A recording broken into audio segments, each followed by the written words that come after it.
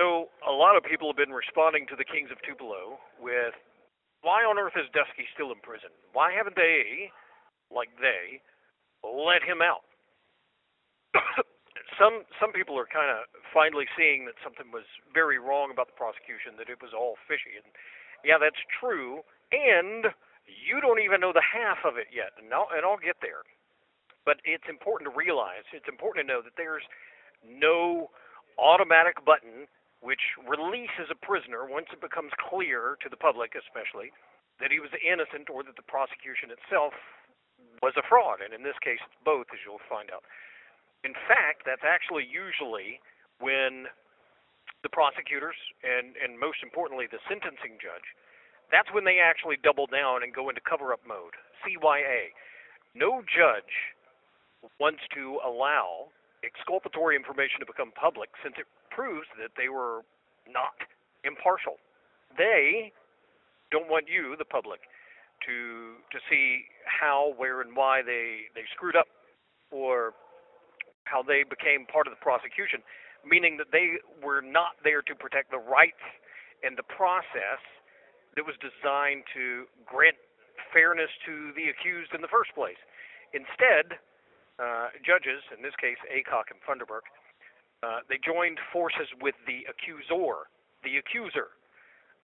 as usual, and they're all kind of desperate to conceal their collusion and their errors, most of which were intentional, by the way, meaning, by definition, fraud.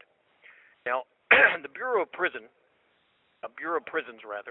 which actually has custody, in other words, the prisons, that is an agency underneath the DOJ, which means that they're invested in protecting the conviction at all costs, including covering their asses and hiding the truth, the facts, hiding even the law from you and the press. Because it's important. The Constitution doesn't protect itself. There's no automatic button. It's just obstruction, and even more than before, hide, obfuscate, even lie. This call is from a federal prison. Like that, to protect the conviction. So what it takes to break through all of that really is just waves of social pressure. So much pressure that the judges can't ignore the filed motions the way that they routinely do when an unrepresented prisoner files his appeals. That's called pro se. Judges, in my experience, all of them, are horribly crooked. And they rule according to whichever side they think is the winning side. In other words, whichever holds the public sentiment. Judges I've seen, and this is going to sound like harsh language, but, who cares? What are they going to do? Judges are cowards. They're afraid of crossing. They're afraid of going against who or what they think is the unpopular opinion, much like Tupelo. They just want to be on the winning side. So every time a pro se prisoner files anything, judges try hard to find ways to dismiss the filing on what they call, quote, procedural grounds. What that means is any judge who gets a prisoner filing, pro se, he says, I don't even want to read this, and I'm not going to. I'm not going to read it.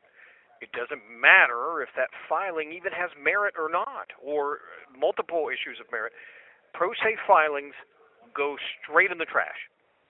Plus, on top of that, there's a $500 filing fee for every filing that you do as a prisoner, and that's designed to prevent a prisoner, i.e. someone who doesn't have a job, who doesn't have an income. That's designed to prevent prisoners from filing in the first place. So what I'm saying is social pressure is the only way to actually reach what's left of a judge's conscience. And even that's not real conscience because they're just faking it. Even that takes names. The right names, by the way, names a judge cares about, and in unignorable numbers. And petitions are the best documentation of those names. Now, one person who has done all of this right was or is Ross Ulbricht, my friend Ross Ulbricht, the guy who uh, should be in the tall bearded fellow that should be in the picture that you're probably looking at right now. My friend Ross Ulbricht, who actually wrote a chapter in one of my B.B. Quincy books, the funniest chapter, by the way, ever written in any book ever, he collected over 500,000 petitioner names on his petition, which included very vocal people that have a following and have influence. In fact, it's kind of a true test and a testament of that influence of those signers, that his petition actually did make a difference. Now, there were obviously some people who signed Ross's petition at freeross.org who thought or who claimed that they actually had influence. And yet it was proven that they actually had zero influence over anybody at all. Those signers were in essence fakers. In other words, they would put something out there and say, "Hey, I just signed this petition," and nobody cared. But there were other signers who actually did post the petition, and then others would follow their lead. That's the true test of kind of real leadership there. Now, what kind of difference did it make? What difference do you ask? So in July 2024, President Trump told millions. This call is from a federal prison. Including the entire Libertarian Party, that he would commute Ross Ulbricht's sentence on day one as time served. Now that's influence. In other words, screw the judges, screw the prosecutor, because they got it wrong, entirely wrong. President Trump, is correcting the injustice, which I remind you was actually caused by the Justice Department, so-called, and it was a political prosecution that was actually sparked by Chuck Schumer. In that case, federal agents even stole from Ross millions of dollars in Bitcoin, just as they did via Thomason and Quokka. In my case, injustice corrected. And there were really two people in Ross's network which kind of started and kept that snowball rolling. One was his mother, Lynn, and the other was Caroline. And they did things the right way. They did it the right way. And that is proof to the people in my network that it works. It takes real follow-through. It takes real courage. You can't be, on one hand, like, "Oh, what an injustice." Well, step up to the plate then and help. "Oh, no, I'm too afraid. I can't stick my neck out." Absolutely no. That accomplishes nothing. And that fear of retaliation or, social ostracism or whatever, that fear is an ally of those who deal out the injustice.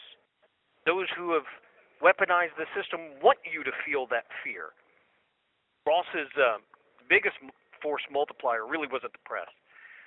It was the grassroots efforts of the Libertarian Party. So now, I urge him, and I've actually already had this conversation with him personally, I urge him that he should return the favor, and he should run for president as the Libertarian Party candidate at the next election. Now, just like me, he's going to lose, but the issue is important to get out there, because now he and Trump now, they have inside knowledge of how corrupt the justice system actually is. No one out there knows it and wants to see it. You almost have to go through it to really experience it. And candidates rarely ever have that kind of insight. So to be a free country, it actually requires actual fair justice, not just lip service. This must become the primary issue until freedom, actual freedom, is restored. So let me say it now. Let me be the first to say it. Ross for president. Anyway, you can go to Dutchske.org, and there's links there to all the petitions. There's 4 of them. I have personal experience with an administration trying to shut them down. Biden did. I'll save that story for another day. But for the moment, that is my 3 chords and the truth.